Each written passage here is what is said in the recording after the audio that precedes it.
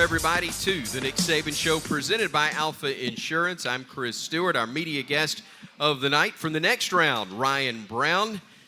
And I believe everybody here knows the gentleman joining us here at Baumhauer's Victory Girl. We welcome in the head coach of the Crimson Tide, Coach Nick Saban. Great to see you as always, sir. Good to be here. Appreciate y'all coming out. It's great. How you doing? Good, Coach. Yeah, good. You get the hay in the barn. You get a chance to get out. I'm not going to say take a full deep breath because you got a game to get ready for. Something special about Thursday night for you, though, isn't it? Yeah, I love getting out here because this is about the only time in the week that I see anybody in public. And I enjoy being around people like yourself, the relationships that we have. At least you have relationships with the program. Some people I know appreciate the relationships that we have. But I like being able to get out and also sort of sending the message for what's important, you know, to Alabama football at this particular time. So you say the hay's in the barn. The hay's never in the barn for me. I mean, we always coach the players. I mean, we had one reel after practice today, which is like playing a game. You know, we have meetings tomorrow. We have walkthrough. We'll go through 60 plays tomorrow in a 20-minute walkthrough, you know, formations, adjustments on defense, same thing on offense, and have a substitution script. We have another one reel tomorrow night where we look at a film, call the plays. Everybody's got to make the call, what their assignment is, what their job is. So the mental practice that you get between now and game time, to me, is critical to how prepared you are when you get out there and how you can anticipate what's going to happen in the game. So maybe the game plan is not going to change between now and then, but the preparation for the players, you know, to me, which gets the hay in the barn, is not over yet. You've known me 16 years. The only thing I know less about than football is farming. Hay in the barn sounded good. I thought I'd take a chance with it anyway. Yeah. This is why I turned it over to the media guest right now, Coach. Yeah, so I can't do worse than that. Is that what you're telling me? Yes. Yeah. Alabama and Texas haven't played a regular season game since the 1920s, which is shocking to think about. You're a fan of the game. How important is it for traditional powers to play more often in regular season games, just for the health of the game? Well, I think you all have heard me talk about this before, that I think playing in our league there's a lot of great traditional rivalries in our league. But I also think that playing national games give you national exposure as a program and as a team. And I've oftentimes said that I think we should play all Power 5 schools, yeah, which would enhance, you know, that whole situation. But scheduling is affected by people having opportunities to get bowl eligible. So you only have a small group of people who are willing to play a more difficult schedule because they want to win 6 games so they can be bowl eligible. I think we should do it like basketball, where you get a rating on who you beat and the kind of teams that you play and tough schedule and all that, however they do that. So you might go 5-7 and still be able to go to a bowl game over a team that went 7-5 if you had more quality wins.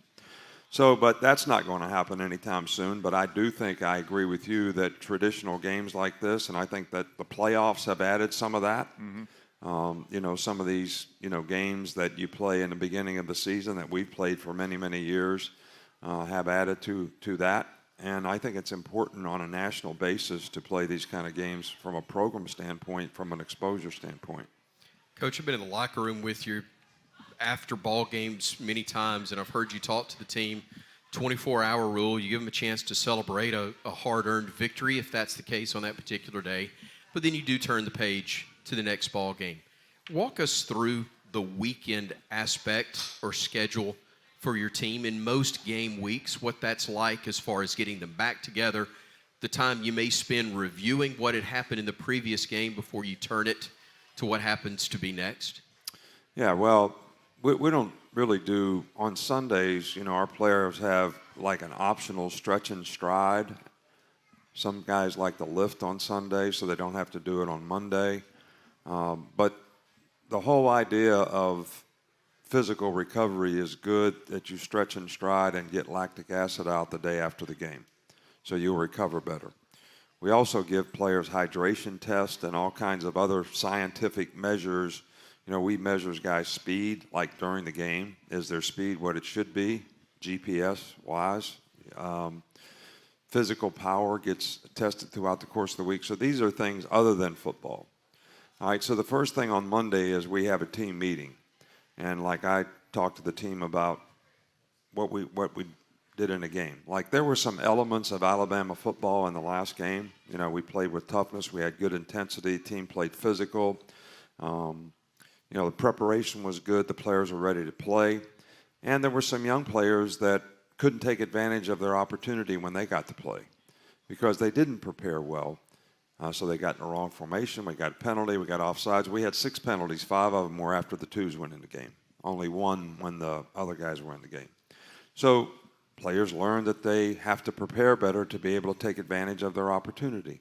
Then we have what we call good, bad, and ugly. So we put 16 plays on a tape, and I sit in front of the whole team.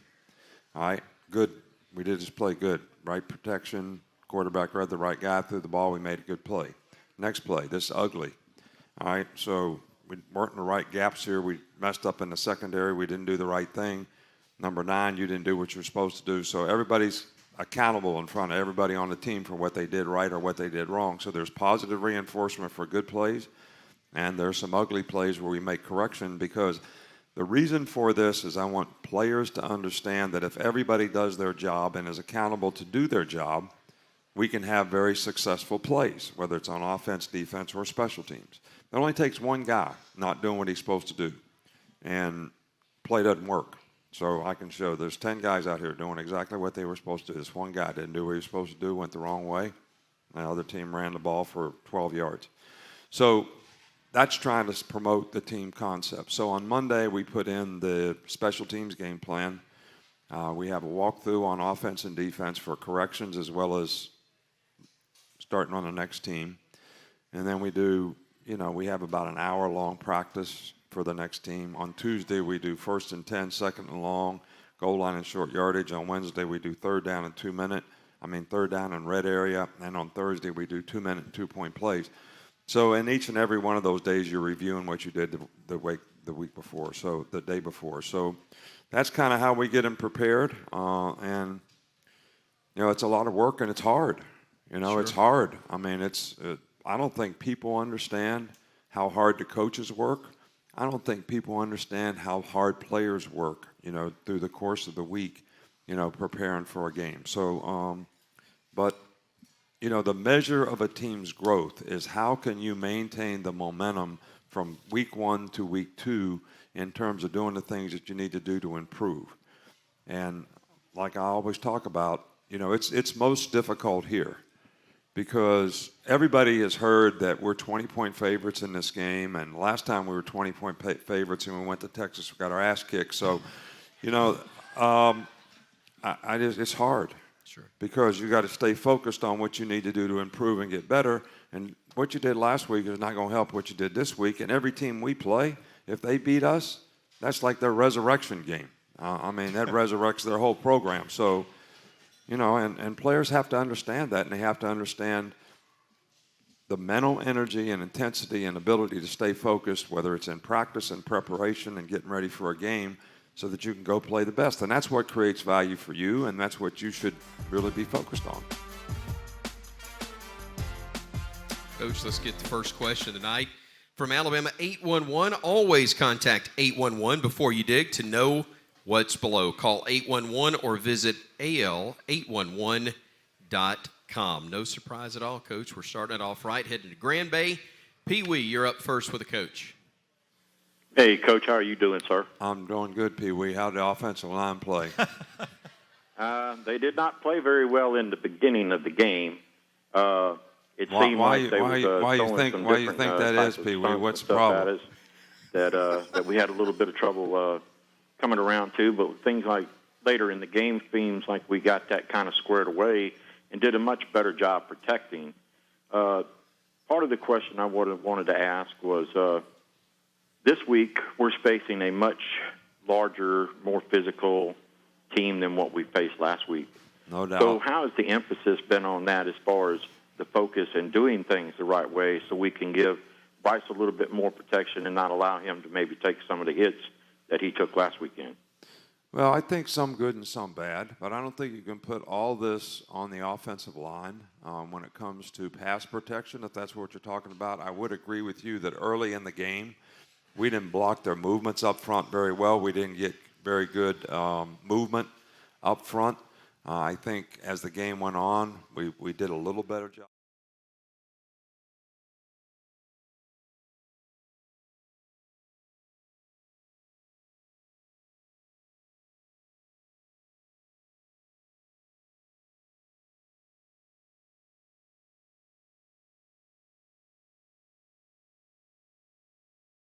The offensive line's fault.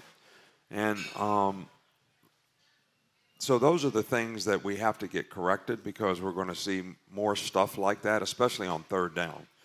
I mean, third down last week, I don't know if you noticed, but they did radar defense. They had everybody standing up. All right, well, them 5 offensive linemen that you love so much, Pee Wee, all right, they want to know who 4 down in the mic is. That's all they care about. That's all. They can't sleep at night unless they know the 4 down guys in the mic because that's the 5 guys they're supposed to block. Well, when they're all standing up, they got a hell of a hard time figuring that out. All right, so that's a challenge that, you know, everybody's got to be on the same page, and the quarterback's got to be on the same page, and the running back's got to be on the same page because a lot of times he has the 6th guy. And who is the 6th guy? If they have these 5, who is the 6th guy? And then if somebody comes that we don't have blocked, or maybe the running back's got scanned on 2 guys, he's got this guy or that guy, and they both come. We're hot. You got to get the ball out your hand and throw it because you can't block them. So, but that's what you try to do on defense, especially on third down, so that you can affect the quarterback, and you can, because that has, to a large degree, has a lot to do with how good you are on third down, as if you can get somebody free running at the quarterback, and he has to throw the ball hot. Alabama and the Texas Longhorns meeting in Austin Saturday morning, 11:05 Central is the kick time. Radio coverage begins at 8 a.m. from Darrell K. Royal Texas Memorial Stadium. When we come back, we'll get to the Yellowhammer Brewing Hotline. 877-202-BAMA is the number to call if you'd like to be a part of the show. And for our in-house audience here at Baumhower's Victory Grill, we've got a microphone over here to my right where we would love to have you come ask a question, and we will get to one of those next here on the Crimson Tide Sports Network from Learfield. Waiting on the snap from Darian Dalcourt. Here it comes. Looking left, looking, throwing across the middle. Catch made. We miss you, Eli. Touchdown, Alabama. Alabama Highlight presented by Yellowhammer Brewing Company, brewed locally in Alabama and served to fans across the Southeast. Welcome back, everybody. Glad to have you with us here at Baumhower's Victory Grill in Tuscaloosa. It is the Nick Saban Show. I'm Chris Stewart, filling in for Eli. Ryan Brown from the Next Round is our media guest with the head coach of the Crimson Tide, of course, and Coach Saban. We have a lady to our right here in-house that's got a question for you. Great. Ma'am, tell us your name. We know where you're calling from. We can see you. But what's your name, please? Faye Mason. Well, we got to get the mic turned up for you. I think we got it now. Try it. Faye Mason. Still not getting it. We'll work on that 1 second and come right back. Coach, let's, if we can, let's go to the AL.com question. It's from Jill in Carrollton, Georgia. Jill says, hey, Coach, Texas appears to have a good special teams game with 1 touchdown already in game 1. How do you go about choosing who is on our special teams coverage and return lineups? Yeah, well, they do have very good special teams. You know, Jeff Banks is one of the best special teams coaches in the country. He was here for us for several years and did a really, really good job. And I think they blocked 5 kicks last year. They blocked 1 in the first game, blocked a punt, got a really good punt returner, and he averages 15.7 yards a punt return, which is really, really good. So they are very good on special teams. So Miss Jill certainly did a good job in her scouting report of their special teams. But the way we try to we try to teach everybody on our team how to play on special teams. So we have a lot of individual drills that we do, whether it's how you hold a guy up when you're on kickoff return, if you're playing front line, back line, how you clamp a guy at the line of scrimmage if we got a punt return on or whatever, who the best rushers are to block kicks, who the best punt catchers are, who the best guys on kickoff return are. So we take all these elements and we try to teach our whole team, how to do these things. And then we try to pick the guys that we think are the best guys to do it. And sometimes you pick guys and then you figure out as you play that maybe somebody else is a little bit better or there's a better matchup. Sometimes there's matchups involved in special teams. Like if I'm a frontline guy on kickoff return and I got to block the L5 and the L5 weighs 260 pounds and I'm a defensive back, that's the wrong guy to have blocking that guy on kickoff return. So sometimes you look at matchups. The same thing when you're holding guys up, on punt return. If they got all defensive backs up there, then you're going to have smaller guys doing it. So we change a little bit from week to week on matchups, but we're trying to get everybody on our team to really understand the importance of playing on special teams. And, a lot of guys that we recruit, they didn't have to play on special teams in high school because they were the star player on the team. But what players really have to understand is you can't really make an NFL team unless you're a star player if you can't play on special teams. There's 41 special team spots on our team that somebody could play, 41. So when you look at an NFL roster, there's only 53 guys that are on the team. There's only 47 that are active for a game. So if there's 41 special team spots, how can you be one of those 47 guys? Because the offensive linemen don't play on special teams and the defensive linemen don't play on special teams. So that only leaves about 30 guys on a team. The quarterbacks don't play on special teams that have to play on all these 41 spots.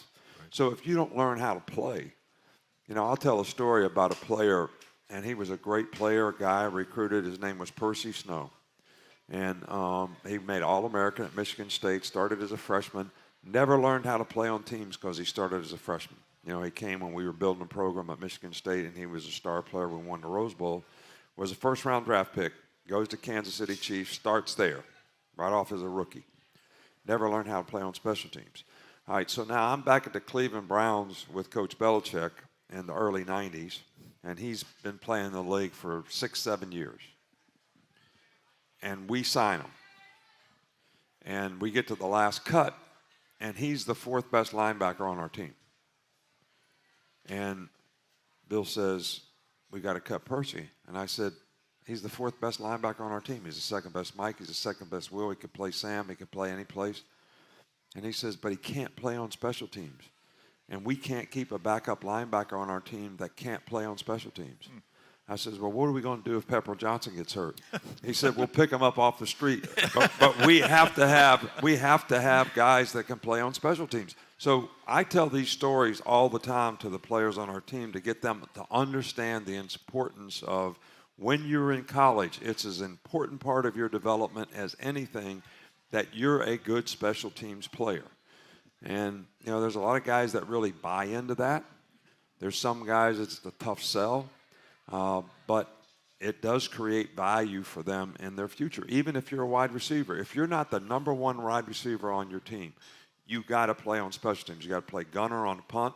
You got to put fast guys out there. There's places you can play on kickoff.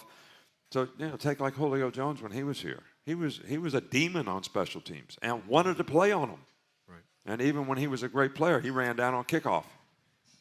How many guys like him do you find out? But that's a warrior. And that's the kind of guys you want to play on special teams. And that toughness carries over to their position when they have to play their position too. Because it goes a long way on your team. You develop a lot of toughness and all that team toughness on your team when you play really good on special teams. We're not where we need to be on special teams. We need to get better on special teams. Coach, let's try the in-house mic again and hear from this lady. Faye Mason from Carrollton, Alabama. Nice to meet you. How are you? Doing good. Were you pleased with the way your freshmen and transfers played last week? Freshmen and transfers. Well, transfers played pretty well. 54 played pretty well at left tackle. Jermaine Burton played pretty well, number 3, the receiver. Number 1, the running back, played pretty well. Eli Ricks got to play some at corner. He played okay. He did a good job. But the freshmen that played, Kobe Prentice played great, number 80. He played probably the most of those guys. But all these freshmen are at different levels of maturity. And when I made the statement earlier, there were some guys who went in the game who weren't ready to take advantage of their opportunity. Those are the guys that I was talking about. You know, they don't understand the importance of, like, you know, we had a screen and we made like 10 or 12 yards and it got called back because we were in an illegal formation. Well, that was a freshman, I'm not calling any names here, that wasn't lined up on the line. You know, which another freshman was standing beside him and he could say, hey, man, you're supposed to be up on the line because I'm off the line. And the quarterback, who was the backup quarterback, is not supposed to snap the ball until he looks around and says, okay, we're in the right formation. And then he puts a guy in motion when there's two guys off the ball on the same side.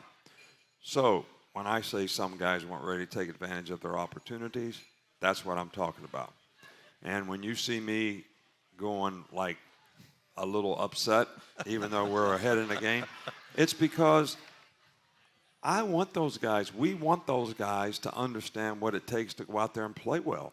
I mean, there may be some point in time in the season, just like there was last year when we got in the championship game, we had to play guys that hadn't played all year and they weren't ready to play, that those guys may have to be ready to play and contribute. And they're all going to be really good players, but it's how their maturity to be able to stay focused, and they have to learn how to do it in practice. And that's what a lot of these guys aren't used to doing, because they didn't have to practice to be the best player on their team when they were in high school. They got to practice now, and they got to learn how to practice. They got to learn how to pay attention in a meeting. You know, everything we teach, I get on players about this all the time. I mean, I went off today in practice. Okay, so we teach you in a meeting. We show you up on a big screen exactly what you're supposed to do. I give you notes and tell you and go over those notes. If they're in a three-man bunch, we're not playing clip this week. We're playing poker. Go out on the field, walk through it. Guy lines up in clip. I say, well, we just go through in the meeting. Then we get in team and does the same thing. So that's when I throw my hat. You know that straw hat? That's when I throw my hat. So How many hats you go through in a year? The straw ones. I don't change hats until we lose. I mean, Okay. if we win 19 games in a row again, that hat's staying there for 19 games. I don't care if it's falling apart or whatever. We'll hanging in stitch that thing together, Coach. That ain't a problem. We'll find somebody that can. Let's go back to the phones. Josh in Chatsworth, Georgia, with us on the Yellowhammer Brewing hotline. Go ahead, Josh. Hey, Coach. Thanks for taking my call and Roll Tide. Twofold question I'll let you answer. One, Cam Latu did not play last week, and I look forward to seeing him. And what kind of impact do you think he'll have in the game at tight end? Second, in a running back like B. John Robinson, like Texas has, who do you look forward to having step up on the defensive line and make the plays that will hopefully hold him in place, whether it be DJ Dale or Jaheim Otis, I believe is how you pronounce his name. What do you look for in that on Saturday? Right. Well, first off, Cam Latu practiced last week. We didn't play him last week because he missed the entire camp, so we felt like he needed another week of practice to get hit, to get banged around a little bit, to block some, and continue to develop. So he should be ready to play this week. And, of course, it'll be his first game, so hopefully his anxiety level, because of his experience, will not affect how he plays in the game, and that he's had enough experience that he'll be able to take it to the game and play well, because he had a great spring and he was having a great summer before he got hurt. So we have a lot of confidence that he can be an impact player for us. You know, I think that in this day and age of football, and all people that out there listening that played football knows that you used to do what everybody called inside run, all right, which meant you had the front seven guys against the front seven guys, and you ran plays, and there was no defensive backs. You know, there's not such a drill that exists now, all right, because every run either has an advantage throw, which is a smoke or a bubble or something like that, or an RPO attached to it almost all the time. So you have to do team run, all right, because you have to stop the run with all 11 guys. So to say, like Bijan Robinson, they run him on a lot of sweeps and things on the perimeter. You know, sometimes there's an RPO on the backside, so that guy's got to be able to cover that guy. And then the people on the front side, whether it's the defensive backs in run support, they have to leverage blockers and turn the ball in, and everybody up front's got to play their gap and play their responsibility. So there's not an individual that I could name that I would say this guy is going to be a real key to be able to stop him. Now, I do think that if you stop the run, it's really important for the defensive lineman to control the line of scrimmage. In other words, they have to win their one-on-one battles. They can't get blocked one-on-one up front, because then that puts pressure on the linebackers and everybody else. If they got to eat up two guys, then there's some other free guys that can go make plays. So that part of it is important. But I think in this day and age of football, you stop all these plays with 11 people. There's a lot of plays because of RPOs, and you're trying to play split safeties, which I know this is getting a little technical, where one of the DBs has a run fit, even though he's playing from 10 yards deep. Now, he's going to be a little softer on the run, but you also take the RPO away with that guy playing in that position. So everybody has to – you stop the run with team defense in this day and age more than ever before. Josh, thank you for the phone call. We've got more people lined up to talk in-house, more from Ryan Brown with the next round, as well as we continue here on the Nick Saban Show on the Crimson Tide Sports Network from Learfield. 3:06 to go, first quarter. Bama up 17-0. Big hit delivered right at the 20-yard line. I'll give you one guess. The number of that truck was 31. Will Anderson. This segment of the Nick Saban Show brought to you by Coca-Cola Zero Sugar. With zero sugar and refreshingly delicious, is Coca-Cola Zero Sugar the best Coke ever? Well, find out for yourself. We welcome you back to the Nick Saban Show here from Baumhauer's Victory Grill in Tuscaloosa. I'm Chris Stewart, sitting in for Eli, and we're going to go back to another question in-house. Coach, we've got one gentleman here on the right. Hey, Coach, I'm Greg from Tuscaloosa. How you doing? Good, thank you. Good. Just wanted to ask a question. I see and read and hear about the Texas heat and the game time at 11 o'clock. And, it's not exactly cold here, so, we've got some exposure to heat and things like that. But can you comment on how important our depth and conditioning is going to be in Saturday's game? Well, I think that both teams have to play in the same conditions. They have a turf field, which usually adds to that a little bit. 93 is pretty much about what we practice in every day. But I think what the most important thing is how players prepare for that. What is your hydration? How did you eat? How did you sleep? All those things affect how you can play in a game like this. All right, so we give guys hydration tests throughout the week. All right, and we had probably 12 guys, that were in the yellow, all right, which means they weren't hydrated enough for today's practice even. All right, so the key to the drill is you go into the game with everybody, at full strength. What they eat is really important. So we have a dietitian. But it's amazing how difficult it is to get guys to eat the right stuff. I mean, it just is. They'd rather go to, what's that place across the street from the practice field, Terry, that you like? What is it? You just threw her under the bus on that, didn't you? No, I don't mean that. What is it? Jack's. Yeah, they'd rather go to Jack's. I mean, we got a $16 million place. I like Jack's too, so I'm not saying anything bad about Miss Terry. All right, but they'd rather go there and eat a hamburger than go eat, like, we got a $16 million nutrition center that's state of the art. And you'd think you were putting them in jail to make them go in there and eating the right stuff. All right, with a nutritionist and people trying to get them to have the right diet. So all those things are important. But when the game comes, everybody's got to play in the same conditions. And I think the most important thing is you have big guys, especially on defense, that you can sub in. like we rotated 6 guys in the last game. So we want to do at least that in the game, because the big guys, little guys, when they run out of gas, they run out of gas for 5 minutes. When big guys run out of gas, they're done. All right, so you can't let them run out of gas, because you want the best players to be there at the end of the game. If you got to win the game in 2 minutes or whatever. So that's the most important thing. And the skill positions on offense, to be able to rotate guys at receiver and running back, which those 2 positions were okay. But anyway, it is important to have depth, but it isn't. The most important thing is how do you prepare for the conditions that you're going to play in.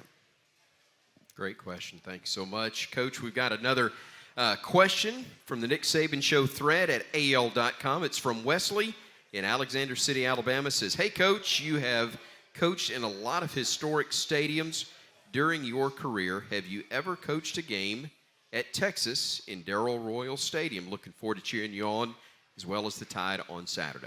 No, I have not. I have not ever played there. I've been there, but I went there when I was in the NFL to work out players on their pro day and stuff like that, but we never played there. On behalf of Alabama fans everywhere, we're so glad you've never coached a game in that stadium. We were a little concerned about that a few years ago, and really glad that never happened. But, there was really nothing to be concerned about. You can blame your colleagues, on that, because they created that. I mean, I never talked to these people, and you damage relationships when you do that. Mac Brown was a good friend of mine and somebody that I have a tremendous amount of respect for. And he's the coach there, and all everybody's talking about is me going to take his place. I don't think that's fair to me, especially when I never even talked to him and wasn't interested in the place. Right. So it's just, but I guess, you all need to find something to talk about.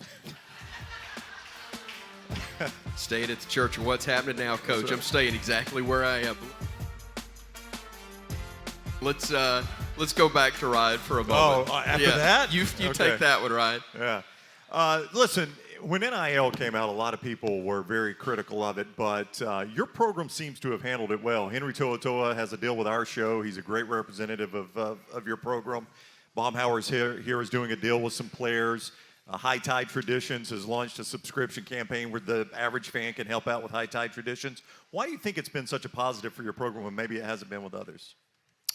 Well, first of all, I think it's a good thing for players to be able to work, use their name, image, and likeness to earn money. Players have always been allowed to work. Mm-hmm. Whether they chose to do it or not was, pretty much their choice. But now that they can use their name, image, and likeness, I think that's a good thing. I think the thing that I don't want to see happen is I don't want to see a competitive imbalance created because people use it in recruiting. And what we have not used it in recruiting. What we've tried to do is we've tried to create an equal opportunity for every player on our team. And then because of our brand and the image that players are able to create in our brand, each position on our team creates a value in and of itself outside of a collective. We don't need a collective to raise money to pay players because our players that play all have a value that they have created for themselves, which our brand has helped them create. I'm talking about the national iconic brand that Alabama has, University of Alabama, Alabama football has. So we've been able to create an opportunity for everybody on our team, and then they can earn the opportunity to make as much money as possible, but they do it by actually what name, image, and likeness are supposed to be. You create a positive name, image, and likeness that somebody wants you to represent a brand. So that's the way we've tried to do it. It seems it's worked so far, but there are people out there, all right, that are creating huge opportunities for players in recruiting to go to their school. And we have not done that yet, but we have lost some players to schools that choose to do that. I don't really know how you could give a player more money to come to your school than the players on your team actually have the opportunity to make. one of the things that has been very beneficial to our program is our players embrace the new players that come into our team, whether they're transfers or whether they're freshmen, because we've had a huge number of freshmen play and contribute on our teams and the success of our teams. You know, people don't realize we had 6 freshmen on the field when we won the national championship game in Georgia in 2017. 6 on offense. Tua was the quarterback. He was a freshman. Najee Harris was a tailback. He was a freshman. Leatherwood was a left tackle. He was a freshman. And all 3 receivers, including Smitty, Jerry Jeudy, and Ruggs, were all freshmen. 6 out there playing national championship game when they're freshmen and win the game with all 6 of them out there. So our players have always embraced, you know, young players to come and new players on our team to come and help us be successful. How could you embrace someone without resenting them getting something that you don't have? And I think that's the issue that I'm afraid would really affect team dynamics that I don't really want to get into. I don't want to have that circumstance on our team because we have really good team chemistry. We don't have anybody that envies what anybody else gets or wants or has because they all earned it and they created it by how they played. And that's the way it should be. So, you know, hopefully we'll put some guardrails on this that, you know, protects the integrity of the game, the players who play it, who have no protection right now from the people who are trying to get between them and the money, different than in the NFL where the NFL Players Association regulates agents. We don't have that in college. And if they don't create something that makes it equal for all players to some degree, I'm not sure you'll be able to maintain a competitive balance, and I don't think that would be good for the game or the fans. All right, Coach, let's work in a final break. We'll come back and get your last word here on the Nick Saban Show, presented by Alpha Insurance for auto, home, and life insurance. Call Alpha here on the Crimson Tide Sports Network from Learfield. A running back behind it, play action to him. Stepping up in the pocket, now will run it. Gets across the 25-30. First down the sideline. Midfield, he's looking for a block 30. 25-20, cuts it back, hesitates, jukes, and thankfully, to the relief of everyone wearing crimson, he just got down rocked at about the 14. Welcome back again, everybody, to the Nick Saban Show, presented by Alpha Insurance for auto, home, and life insurance. Call Alpha. Chris Stewart filling in for Eli here on the show at Baumhauer's Victory Grill in Tuscaloosa. Ryan Brown, our media guest from the next round with the coach. Coach, I allowed Will Hutcherson to pick this next question. Will is from Coker, Alabama. At the age of 2, he was diagnosed with leukemia, but he is now 8, and his cancer is in remission. Great. And he was at the Knicks Kids event in August and wanted to ask you this then. He wasn't able to do so, so I told him I would ask you. He wants to know how old he has to be to play football for you because he's starting to play football this year now that he's cancer-free. Well, that's great. God bless him I know he's probably been through some difficult times and probably had some difficult perseverance to endure. So, you know, God bless him for that. You know, how old does a guy have to be? Like 17 or 18? I think, right? Yeah. So he's 10 years. Yeah, he's got time. You'll still be here, right? We're fine with that. Yeah, you'll be here in 10 years, right? Keep up the good work, man. Yeah. Yeah. I mean, when I got an 8-year contract, that was like, I know. everybody said, wow, that's the longest thing. Now everybody gets a 10-year contract. That's right. I'm still stuck on 8, but that's all right. How long you want? Yeah. How long you want, Coach? We'll have that done by the end of the night. I promise. 8's fine. 8's fine. I'm just happy to have one for one more year. Yeah, okay. So Yeah. just I think you'll be all right. keep the 1 years coming. I think you're in good shape. Just a quick word, if we could, Coach, about Steve Sarkisian and a guy I know you have a lot of respect for. Yeah, well, Sark did an outstanding job here. He's one of the brightest, best coaches, good teacher, well organized. Players really respond well to him. He's a really good play caller in the game. So I can't say enough good things about him. He did just a wonderful job for us and a really good person too. So and he's doing a really good job at Texas. I got a lot of respect for their team. I hope our players respect their team because they have some really good players on both sides of the ball. They're better than they were a year ago. They've been in the system for a year. They do a better job of executing now. Their defense is better, so it's going to be a challenging game for us. Well, Coach, it is that time in the show that we come to each week. It's the final word, and it's presented by Mercedes-Benz. What have you got for us? Well, I made a statement yesterday that in my press conference that is I saw one of Coach Bryant's old quotes, and I actually challenged the team with it. You never know what a horse can pull until you give him a heavy load. Well, I think this is going to be a heavy load for us, and it's going to be a very challenging game for us, but I think that's why people come to Alabama. I think that if you want it, and it's hard, if you want an easy way, you wouldn't come here because it's a lot of challenging games, and most teams that we play, they're going to give us their best shot, and you have to, really challenge yourself to be the best that you can be at all times, and you can't take anything for granted. And you can say, well, why wouldn't somebody go someplace else where it's a lot easier, where you don't have the expectations of being number one, where you don't have the expectation to win a championship?